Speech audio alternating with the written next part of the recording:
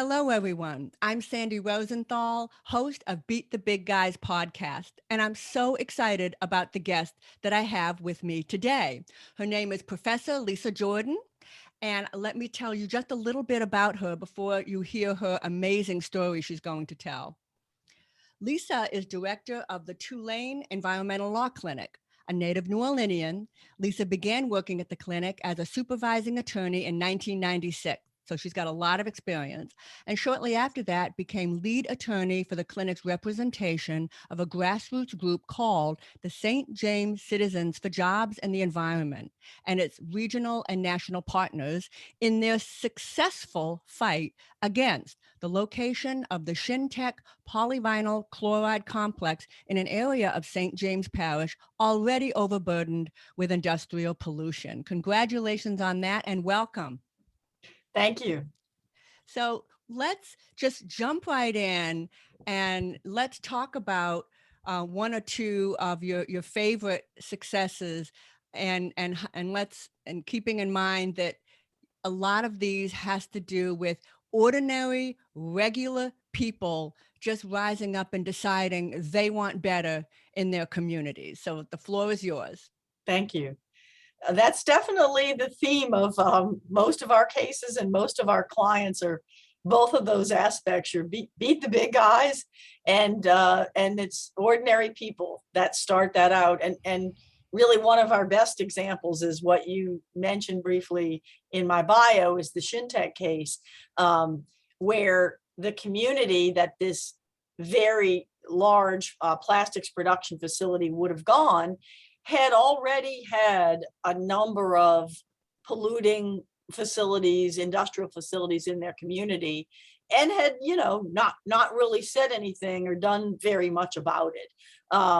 And a lot of it was a feeling that there wasn't anything they could do. And then when this came along and they looked around and saw that everybody from the local dog catcher, all the way through, to the governor's office, was not only in favor of, but promoting this thing before it had even applied for the various permits that they needed. And they looked into it a little and realized just how much pollution would come from this facility, and dangerous things, dangerous toxic pollution. In addition, they decided enough is enough. And that was actually their, sort of mantra through the thing. Enough is enough. And when I say they, I really do mean at the beginning, it was a handful of people. It really was. It was, it was a housewife. It was a retired, somebody that was retired from her job, and just regular people. One was a school teacher, for her career. And they just got together and said, we can't let this come. We've seen what industrial pollution does, and this would dwarf anything, we've ever dealt with. We can all point to people who have cancer, died of cancer, suffered from cancer. And so they formed a group, but they're, again, like, it was some core people who just had no particular expertise, but just decided that they had the time and energy and interest in stopping this. And it does take time. I'm not going to mislead about that.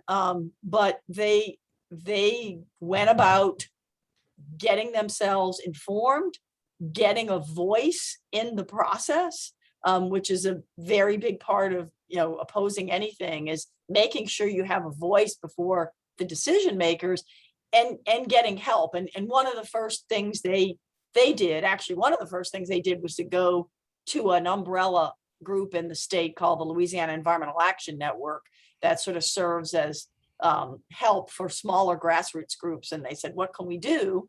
And Lean, that's the group's name, referred them to the clinic, our clinic. And I was there, as you mentioned, I was there at the time, pretty new attorney. And so we got involved. And At about what year were we now? About what are we talking? 1996. It was really like October. And we started out with myself and 2 or 3 student attorneys. And there were air permits that there were a lot of permits that were needed for a facility this big that would have this many different impacts on the environment. But what was coming up next was the air permits. And we started in, there was a coastal use permit required, and got a public hearing, and the community then, the individuals that started just went door to door. And I hear this also a lot from our client groups. Most of our clients start out as just a few people, and then they go around and they inform, they pass flyers out and they say, come to this meeting or come to this public hearing if they're successful in getting the agency to listen to comments. And they gather support, gather, allies, and gather lawyers if they're lucky. And so that's how it starts, is just a few people. And in the case of Shintech, ultimately it was successful. I can actually remember a hearing along the way that happened in the summer of 1997. And in the summer, the clinic is not as heavily staffed because we don't have that many student attorneys, but we had a few.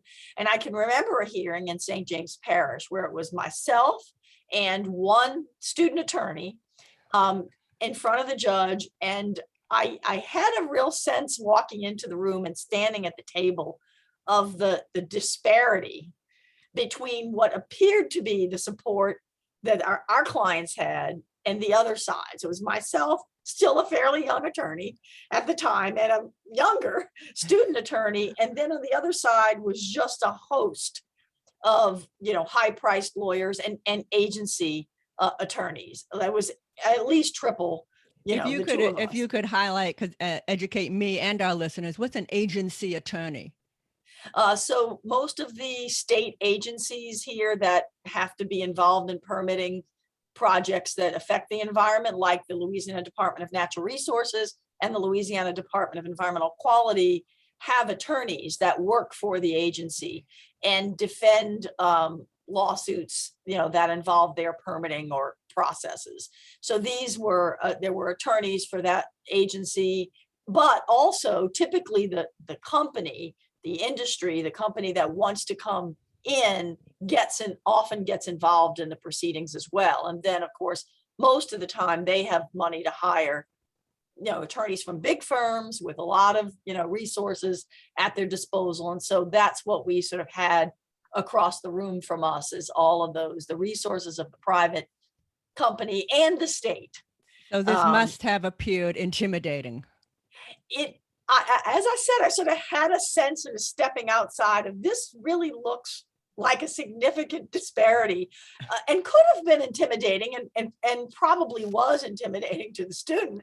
But I mean, I definitely felt strongly about our case, and that helped. And of course, over time, this is how it almost always is for us, right? We're one supervising attorney in court, or maybe two, with one or two student attorneys, and there's usually the agency attorneys and the private companies, high-priced attorneys. So we're usually outfunded, outgunned in a lot of ways, but we're used at this point. It's kind of typical, and that's the beauty of the court proceedings, is you're in front of an objective party, right? It no longer matters that they have all the money. Like, you are equal. And when I say you, I mean our clients, because they're the litigants, right? We're their representatives, but it's their case, and they are equal under the law to all of those powerful entities. So it's why court is so important, and having the ability to do that is so important. And it's been, and there we actually didn't have to have a court decision in our favor, because the EPA at the time took a very favorable look on the case, and something we had filed with the EPA under the Civil Rights Act, because this was a majority African-American community that it was going into. And so we raised the disproportionate burden as, a violation of the Civil Rights Act. And it got significant attention from the EPA, to the extent that ultimately the company withdrew. And had spent lots of money at that point. And again, like everyone was in favor of this thing that, mattered, and I say that in air quotes because, it was everyone along the way through to the governor, who, by the way, walked the streets of the freed enslaved people community that was right where he literally went out and walked the streets and knocked on people's doors. Wow. To talk to them about the facility. That's how much it mattered to the government. But again, we were successful. The community was successful. The company did end up building a smaller facility upriver. So they didn't go away entirely, but for that community, it meant, many years of having just, rural uses in that section. Same community is now facing new stuff, but and another day, another battle, but it's significant in two ways. One is the Shintech went away, but built a smaller facility. So that was a success right there. Yes. Not as much as you'd hope for, I'm sure, but that was a success. Well, that was such an amazing story. And I hope you have another story to tell. But before we move on to another one, there's so many things about what you said that I think deserve a little bit of elaboration, a little fleshing out, especially the final point you made that under the law, you are equal. So what you're saying to me, and I think it's very empowering, is yes, it was just you and one student with you, and against this team of high paid attorneys and agency attorneys, but you were equal under the law. And that's how the system's supposed to work. And it may not be how it works every time, but it can work that way. And it did that day for you. Yes. And I mean, one little caveat to that is that when the agency makes a decision and makes findings that are based on expertise, they do get some deference under the law. But so where, the court can't sort of second guess an expert decision. But what we find way more often than not is that the agencies cut corners when they permit these things. They cut procedural corners, they cut substantive corners, meaning like they don't have the public processes that they're supposed to, or they don't, there's this difficult part of the law that they're supposed to analyze, so they just skip it. Right? They don't get deference when they choose to ignore the law. They don't get deference as to the law. They only get deference as to when they apply their expertise. But again, more often than not, the way they're able to get to a yes is by ignoring or treating very cursorily something that's really significant in the law. So. Well, that's very empowering. And something else you said that it really stood out to me is you mentioned you didn't feel intimidated looking at that team of attorneys. And in fact, it almost sounded to me like it empowered you. That's the thing radiating from me. Can you talk a little more about that? Yes. Yeah. I think that, again, believing in what we were arguing, knowing that we had the law and the facts on our side, and knowing and believing in our clients and their entitlement to being treated better than what the agency usually does. I mean, they were, this is usually the case. Again, they're disregarded. And here we are, and we've been knocking our heads against the wall in front of an agency that typically we already know we don't have a shot at, right? We don't have a chance. So we're waiting for the chance to be in front of somebody who is objective, who doesn't think of their job as working for industry. And so by the time we get to court, we do feel energized and empowered because, okay, finally now, someone who will actually listen, someone who will rule based on the rules and the law and the facts and not a foregone conclusion. And I think our clients really feel that as well. And I actually have a story about that too, but I can wait on. Oh, I hope we get to that. And by client, just want to remind our listeners, that's a client of the Tulane Environmental Law Clinic. That's right? Correct. Right, which is free. That's correct. We do pro bono work. We don't charge fees.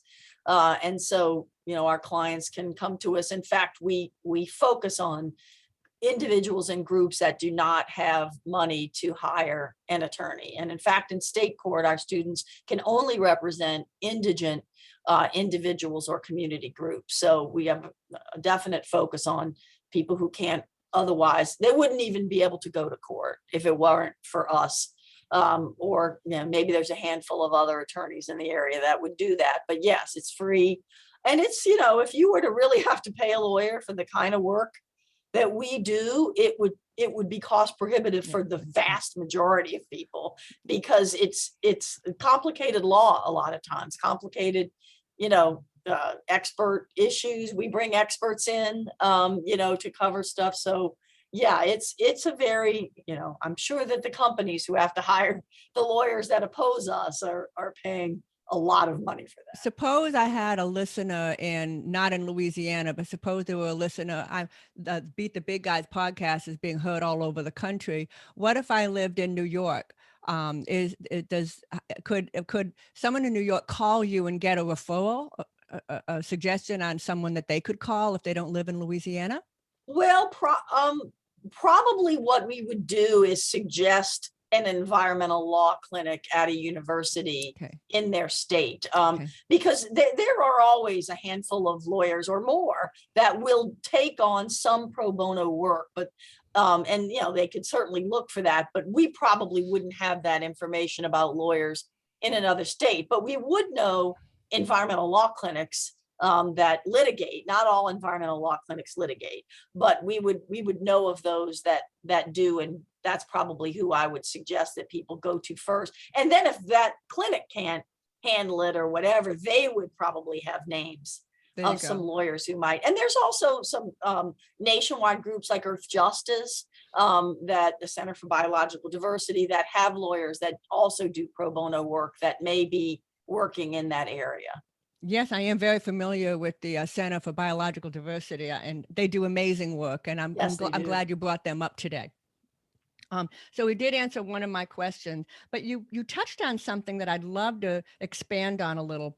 You talked about the importance of, if regular folk trying to beat the big guys or stop the big guys, they need to get a voice. Can you elaborate on that a little bit? How do they get a voice? So that is really a key aspect of, I think, most of the successful fights I've been involved in on behalf of clients. When I say voice, I'm meaning really more than one thing. I'm referring to a public platform, and trying to get your story out in the media, to involve the public at large, if you can, but also to be able to be heard by the decision maker. Now, that might be a police jury, that might be a city council, that might be a port commission, that might be a state agency, there might be a federal agency. So typically, with at least the kind of things we work on, industrial operations, there's usually more than one agency involved. And it's actually surprising how often you'll see the agency not include the public. So there are some laws that require the agency to have either a public hearing or a public comment period, but far more often than not, they don't. And so it just steamrolls right through. And so, asking, getting to that agency, sending them comments, whether they've asked for it or not, trying to get a public hearing, because in the case of the Department of Environmental Quality, if you don't get comments in while the agency is considering, you actually will be basically prevented from seeking any help in court.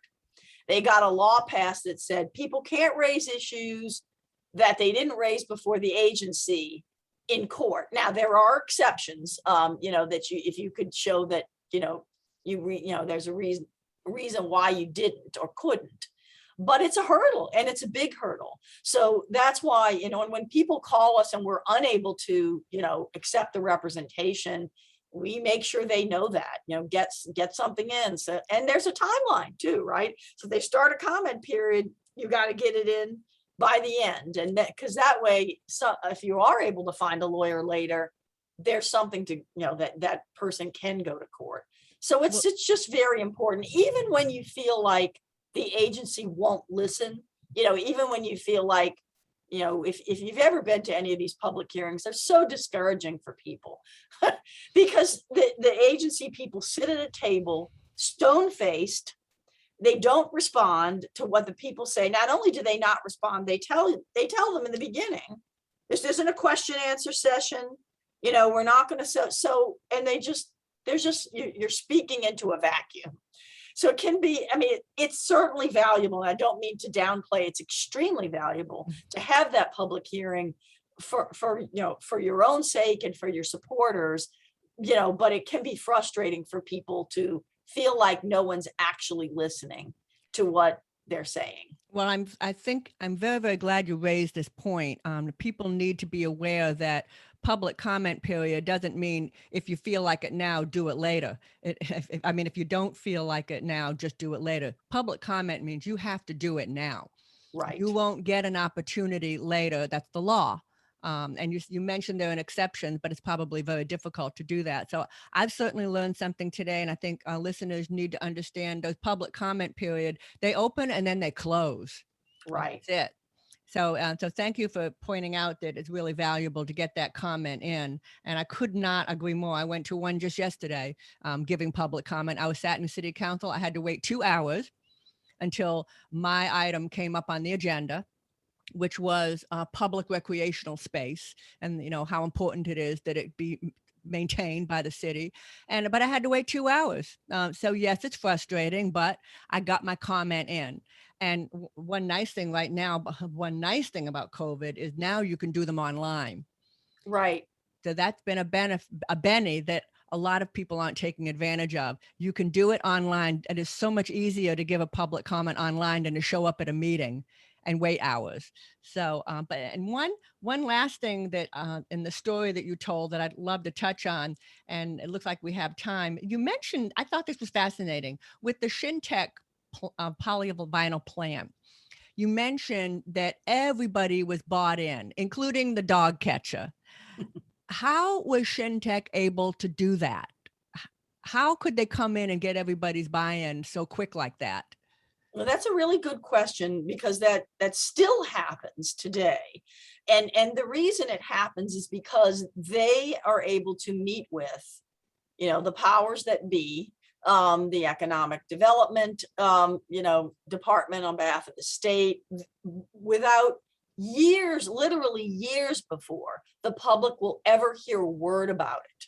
They lay the groundwork, right? And they meet and they get, identify where they want to be. And it can, so by the time, it reaches the point where they actually have to do the thing that must be publicly noticed, people are already all lined up. And that's easy to do when there's no one on the other side. This is true in anything, right? If a person has exclusive ability to tell their own story without anybody from the other side, what would be the basis not to believe it? And at the time, the state was very much trying to encourage business of any kind. So it wasn't a hard job back then. And it's still largely true today, quite frankly. But I think government is a little more sensitive to at least the environmental justice concerns that are being raised over and over and over again. Well, I certainly hope so. But then again, even though even the dog catcher was in on it, and it felt like a done deal, it's not. It's not. If the people, the regular folks, can rise up and just say no. And you did it. You all did it. And I do want to point one thing out that I don't want to be misunderstood, and that is, even if you feel like the agency's not listening, or your city council or your police jury, don't give up, right? Because sometimes it feels like they're not, and you're actually making a good point. And I've seen that happen, and I've seen it happen over time, right? Where the same entities, dismissing things that are said to it, and then another one comes and another one comes, and the same points are getting made. And by the third time, sometimes it takes more than once to kind of get through, but don't give up just because it looks like they're not listening. They may be listening, and then it may be laying the groundwork for something else in the future. Well, thank you for that advice. You mentioned that you had another interesting story that you wanted to share. We do have time if you'd like to do that. I would. So, and this was when we were discussing, how empowered people feel. So we had a hearing in a parish court on a permit application in front of us before a state agency. And this was a community that really hadn't been very involved in anything up until then. And then it was another sort of, okay, this is too much. Enough is enough. So they weren't used to, being in court. They weren't used to being represented. But when we had this hearing before this local judge, a lot of our clients, and which was a group, came to court and sat in court.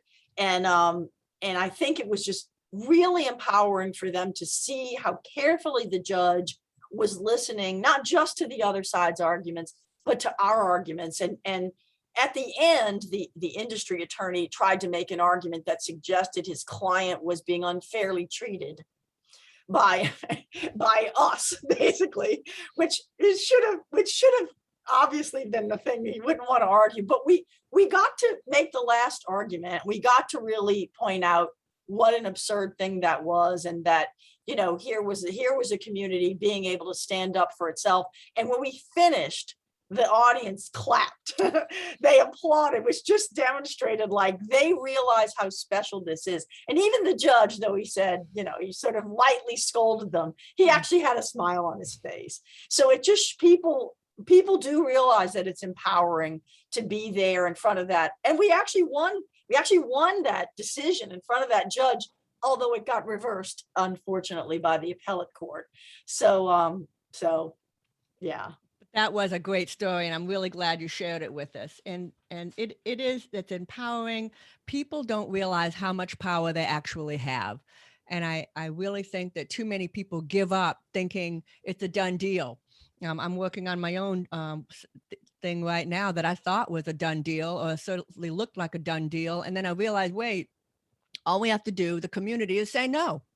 That's all you have to do. And we're working on it right now. I mentioned it just a little bit earlier in this episode. I went to city council speaking in favor of public space. Right now, there is a deal that's been going on between Tulane University and Audubon Nature Institute, where they're going to take public space and convert it so that Tulane University, which is a private institution, can use it.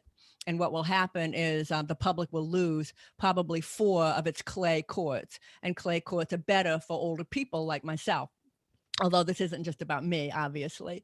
So that looked like a done deal. And we're in the process of standing up as a community and saying no, because at Tulane University, the folks that would be taking advantage of it is actually the varsity tennis team, which aren't even local. I mean, they're from all over the world.